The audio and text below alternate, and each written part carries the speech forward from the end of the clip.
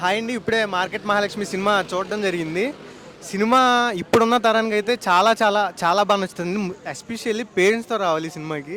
ఎందుకు నేను ఈ మాట అన్నానంటే నిజానికి ఈ సినిమాలో డైరెక్టర్ డిఫరెంట్‌గా చూపించారండి. అమ్మాయిల తరపు నుంచి చూపించడం జరిగింది. కానీ నేను ఒకటి చెప్తాను క్లారిటీగా. ఇప్పుడు డబ్బుల కోసం పెళ్ళిళ్ళు జరుగుతున్నాయండి. నాకు తెలిసి ఇప్పుడు కష్టపడే వ్యక్తికి లేదంటే నిజంగా నిజాయితీ గల వ్యక్తులకి ఎవరు అమ్మాయిని ఇవ్వట్లేదండి. ఈరోజు మనం చూస్తున్నాం. మీరు ఖచ్చితంగా ఒక్కసారి ఫ్యామిలీతో వచ్చి 'మార్కెట్ మహాలక్ష్మి' సినిమా చూడండి. నేను ఎందుకు చెప్పానో మీరు అర్థం చేసుకోండి. ఇందులో మాకేం పెయిడ్ ప్రమోషన్స్ ఏం లేవు. మీకు ఒకటే క్లారిటీగా చెప్తున్నా. మీరు 10 మంది ఉంటే ఒక్క వ్యక్తే రండి. ఒక్కసారి సినిమా చూడండి. మీకు ఓకే అనిపిస్తే ఉన్న 10 మందిని తీసుకురండి. అంత క్లారిటీగా చెప్తున్నాను నేను సినిమా గురించి మాత్రం. చాలా అంటే చాలా బాగుంది cinema. Full entertainment. Mehboob Pasha గారు, హీరో గారు, హీరోయిన్ చాలా బాగా చేశారు. నాకు కూడా చాలా చాలా బాగుందమ్మా. ఫ్యామిలీ అట్మాస్ఫియర్ అందరూ ఫ్యామిలీతో వచ్చి చూస్తే చాలా బాగుంటుంది అని.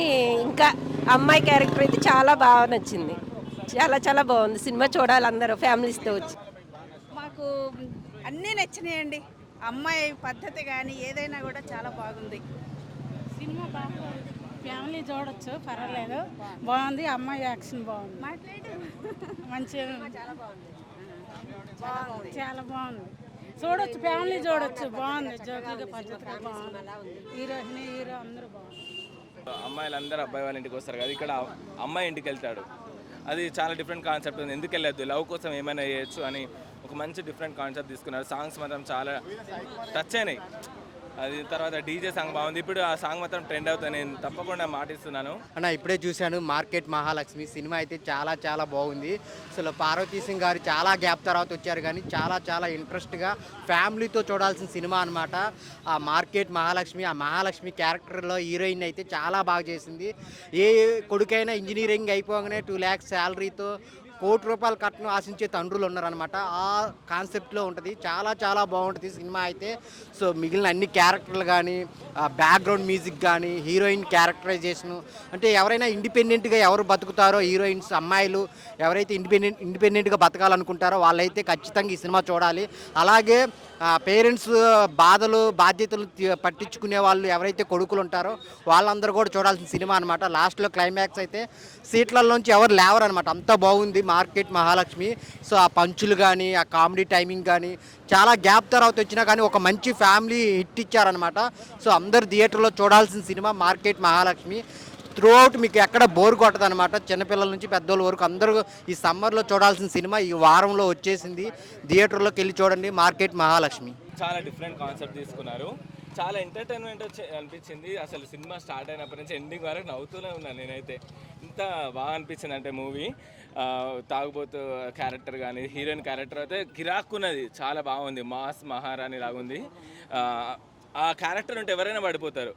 హీరోనే కాదు, ఎవరైనా పడిపోతారు. ఎంత క్యారెక్టర్ ఎంత బాగుందంటే క్యారెక్టరైజేషన్ కానీ, యాక్షన్ కానీ చాలా బాగుంది. అసలు నాకు ఎంత నవ్వుతూనే ఉన్నాను నేనైతే. చాలా రోజులైంది, పొట్ట పగిలిపోయినట్టు అనిపించింది. ఎంత బాగుందండి మూవీ. చాలా డిఫరెంట్గా అనిపించింది కాన్సెప్ట్ తీసుకున్నారు. ఉన్నాయి, లవ్ ఉంది, సెంటిమెంట్ ఉంది.